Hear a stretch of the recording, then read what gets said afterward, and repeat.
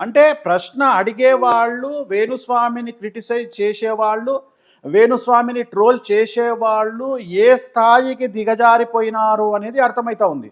వేణుస్వామి జాతకం మళ్ళీ తుస్ అవును అని ఒకడంటాడు. అవును అసలు వేణుస్వామి వల్లే అల్లు అర్జున్ జైలుకి వెళ్ళాడని ఒకడంటాడు.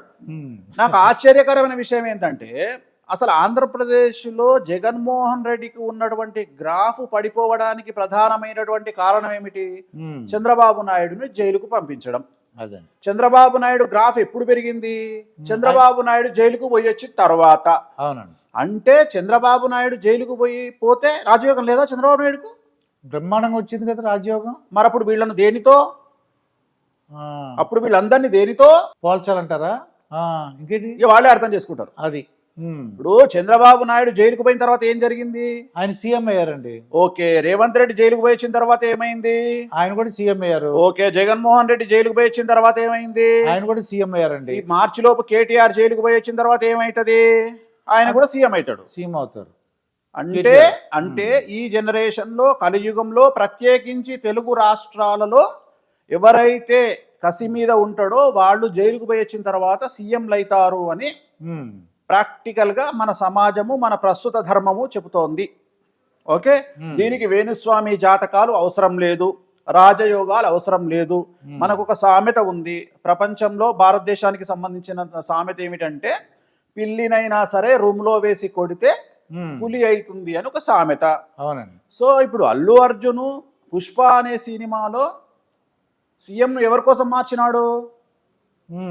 భార్య కోసం మార్చినాడు. పుష్ప సినిమాలో, పుష్ప 2 సినిమాలో.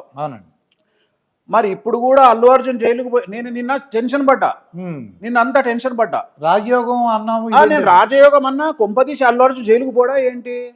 కొంపదీసి అల్లు అర్జున్కు బెయిల్ వస్తుందా ఏంది? అంటే ఒక్కరోజు కూడా జైల్లో ఉండకపోతే నా మాట తప్పవుతుంది కదా.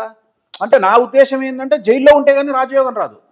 ఓకే. అంటే జాతక పరంగా నాకున్న జ్ఞానము ఏంటిదంటే అల్లు అర్జున్ జైల్లో ఉంటే గాని సీఎం గాడు.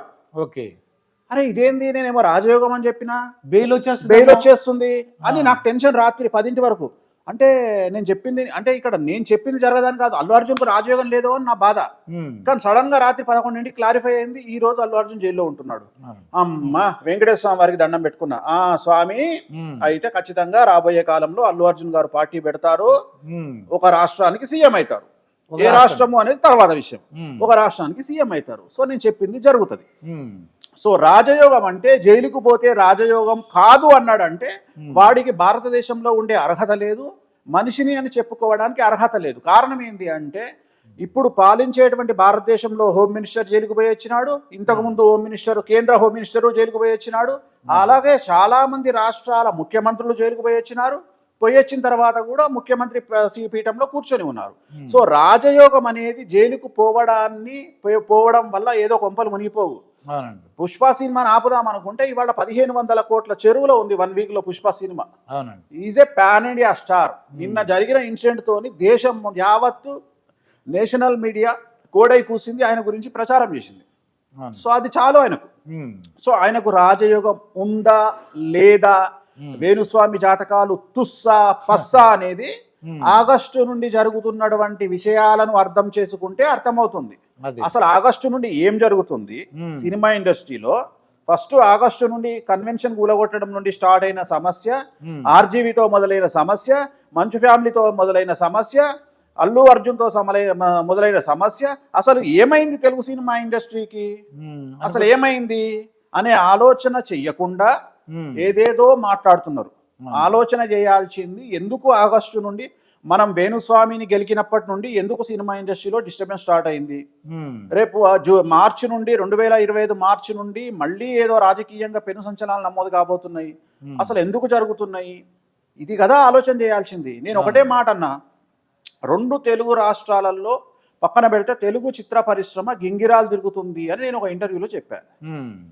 అసలు ఇట్లాంటి 4 పెద్ద ఇన్సిడెంట్లు ఎప్పుడన్నా చూసినారా మీ జీవితంలో తెలుగు ఇండస్ట్రీలో? లేదు కదండి, ఇంకా చూడలేదు కదా. ఇలాంటి పెద్ద ఇన్సిడెంట్లు, ఒక టాప్ హీరోకు సంబంధించిన కన్వెన్షన్ కూలగొట్టడము, ఒక పెద్ద డైరెక్టర్, భారతదేశానికి పేరు తెచ్చిన డైరెక్టర్ను టార్చర్ పెట్టడము, ఒక హీరోను పాన్ ఇండియా హీరోను ఒకరోజు జైల్లో పెట్టడము, మ్మ్. అలాగే 72 సంవత్సరాల చరిత్ర కలిగిన ఒక వ్యక్తి గొడవలు, మోహన్ బాబు మోహన్ బాబు గారు, ఇవన్నీ ఎప్పుడన్నా మీ జీవితంలో చూసారా? లేదండి. మరి నేను ఆల్రెడీ ఆగస్టులోనే చెప్పాను కదా, తెలుగు చిత్ర పరిశ్రమ గింగిరాలు తిరుగుతుందని. మ్మ్. మరి దాని అర్థం అదే కదా. అవునండి. సో ఇంకా చాలా ఉన్నాయి, ఇంకా చాలా జరుగుతాయి. సో నేను అందుకనే అంటున్నాను, నేను తుస్సా పస్సా బుస్సా అనేది మ్మ్. సమాజంలో ఉండే నన్ను ఫాలో అయ్యే వాళ్ళు డిసైడ్ చేస్తారు తప్ప అవునండి. ప్లూటో గురించి కామెంట్ చేసే శాస్త్రజ్ఞులాగా ఒక రూమ్ లో కూర్చొనో ఇంకో దగ్గర కూర్చొనో మాట్లాడుకునే వాళ్ళతో నాకు పట్టింపు లేదు. మ్మ్. నేను పట్టించుకోను. అల్లు అర్జున్ ఎవరు అవునన్నా కాదన్నా